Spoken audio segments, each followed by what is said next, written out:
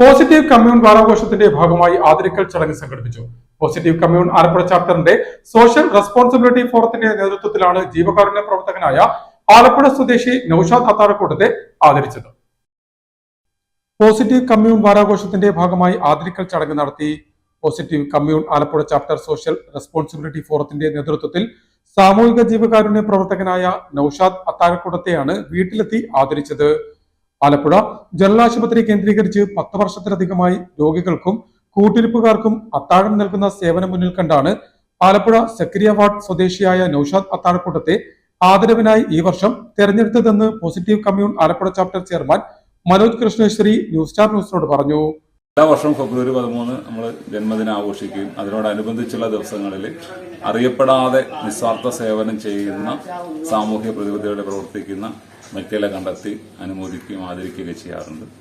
ഇത്തവണ നമ്മൾ കണ്ടെത്തിയിരിക്കുന്നത് ശ്രീമാൻ നൌഷാദ് അത്താഴക്കൂട്ടമാണ്. ഇദ്ദേഹത്തെ ആലപ്പുഴയിൽ അറിയാത്ത ആരുമില്ലെന്ന് എനിക്ക് അറിയാം. 10 വർഷത്തോളമായിട്ട് ജനറൽ ആശുപത്രിയിൽ രോഗികൾക്കും അവരുടെ കൂട്ടിരിപ്പുകാർക്കും അത്താഴം സൗജന്യമായി നൽകി വരുന്ന അദ്ദേഹത്തെ ആദരിക്കാനാണ് ഇത്തവണ ഞങ്ങൾ കമ്മിറ്റി തീരുമാനിച്ചത്.